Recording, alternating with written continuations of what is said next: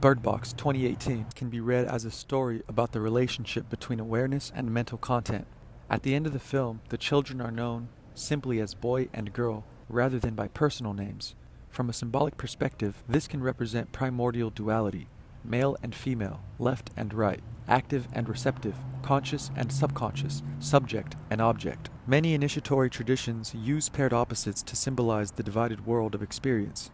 Rather than being fully individualized personalities, boy and girl can be viewed as archetypal human beings. They are children because they have not yet accumulated the layers of fear, fixation, ideology, prejudice, obsession, and rigid self-concepts that dominate the adults. Blindness as wisdom. The central paradox of the film is that seeing becomes dangerous. The moment people look directly at the unseen force, they become overwhelmed by whatever appears to them. The entity never presents the same image to everyone. Instead, it seems to manifest through personal fears, desires, guilt, trauma, and unconscious content. Symbolically, the monster is not merely outside. The monster appears through the mind. The visions become deadly when believed. The danger is not perception itself. The danger is fixation. The victims do not merely see something. They become completely identified with what they see. The air as psychological contagion, like The Happening, 2008. In both films, there is an invisible atmospheric influence. The air represents the environment of thought, suggestion, emotion, and imagination that all humans breathe psychologically. Everyone is constantly inhaling fears, beliefs, assumptions, memories, narratives. Most people assume these mental events are reality itself.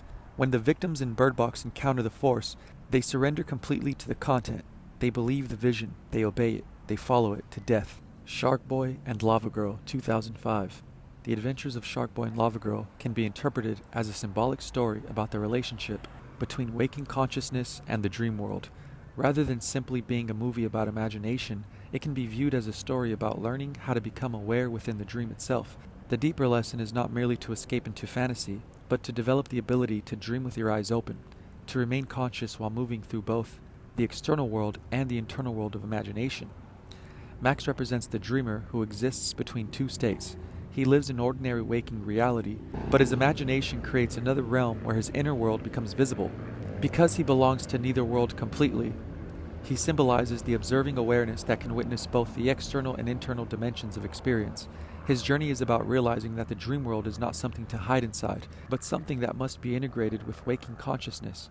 Shark Boy and Lava Girl can be understood as two complementary forces within the human experience. Shark Boy represents the active, outward moving principle, instinct, action, the body, survival, and engagement with the physical world. He reflects the masculine archetype, not necessarily as a literal gender, but as the projecting force that interacts with external reality. Lava Girl represents the creative, inward moving principle, imagination, emotion, transformation, and the inner world of images and dreams. She reflects the feminine archetype as the receptive and generative force that creates from within. Together, Shark Boy and Lava Girl represent the relationship between waking consciousness and subconscious experience. Shark Boy reflects the world we touch, move through, and react to, while Lava Girl reflects the world we generate internally through thought, memory, emotion, and imagination. The conflict in the story comes from these two sides becoming disconnected. The dream world becomes unstable because consciousness loses harmony between the inner and outer worlds. The true enemy can be seen symbolically as fixation. Mr. Electric represents a mind trapped in one state, a consciousness that has become rigid, mechanical, and unable to flow. Electricity is energy and movement, but in the film it becomes a symbol of controlled, repetitive force. It represents awareness that is no longer free to move, but instead is stuck repeating the same patterns. In this symbolic sense, hell is not simply a place of punishment. Hell is the condition of being trapped by your own mental structures. Heaven, by contrast, is not just lucidity or knowing that you are dreaming. It is the ability of awareness to move freely between states without becoming imprisoned by any of them. A lucid dreamer knows they are dreaming, but a truly flexible consciousness can move through dreams, thoughts, emotions, and waking perception while remaining the observer behind them. Heaven is a state of mobility, the freedom of consciousness to experience without becoming completely identified with the experience. The Platform 2019 and The Platform 2 2024. Most viewers interpret The Platform as a political allegory about wealth, class, and resource distribution. While those themes are certainly present, the film can also be read as an initiatory drama concerning psychological death, fixation, and liberation. The vertical shaft is not merely a prison, it is a map of consciousness. The platform moves through this vertical tunnel which represents the inner ascent from fixation toward liberation. The deeper one descends, the more consciousness becomes trapped by instinct, fear, craving, and survival. The higher one ascends, the closer one moves towards psychological freedom. Every chamber contains a pair, self and other, male and female, mind and body, order and chaos, conscious and subconscious. The initiate is never alone because consciousness itself is never singular. Human experience is always mediated through polarity. The entire structure becomes a theater in which duality is confronted, negotiated, and ultimately transcended.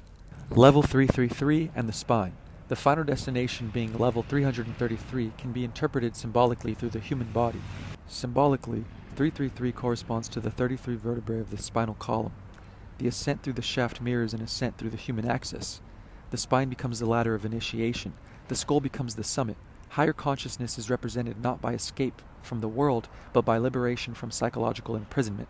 The journey upward is therefore a movement from instinctive fixation toward conscious freedom. Not freedom from experience, freedom within experience. Why a child waits at the bottom. The child can be read as the hidden self that survives beneath all acquired identities. Throughout life, people accumulate beliefs, fears, preferences, labels, social roles, narratives. The child symbolizes what existed before those structures became rigid. This parallels the biblical image of becoming childlike, not becoming immature, becoming psychologically flexible. The child is capable of movement. Identity is what becomes fixed. The true prison of the platform is not the concrete structure, it is fixation. In part 1, the man does not merely save a child, he sacrifices his own position so that the young girl may ascend. In part 2, the woman sacrifices her position so that the little boy may ascend. Using Carl Jung's language, the boy represents the masculine principle within the female psyche, the animus. The girl can represent the feminine aspect within the male psyche. Jung called this anima. The symmetry is important. Viewed symbolically, this reflects the integration of opposites. Carl Jung calls this individuation. Santos calls it the holy science, becoming whole again. The death of identity. Viewed together, the film suggests a deeper pattern. The goal is not the triumph of masculinity, nor the triumph of femininity. The goal is transcendence of exclusive identification with either. The adults disappear, the children ascend. Your body doesn't die so that your soul can live on after you die. This happens during life. Your identity dies so that your primordial self can continue to observe without being engulfed by what it sees or entangled. This is why the child matters more than the adult. The adult represents the accumulated personality, the child represents the living core beneath it. Now the cherry on top is that there is a man called the Anointed One in part 2.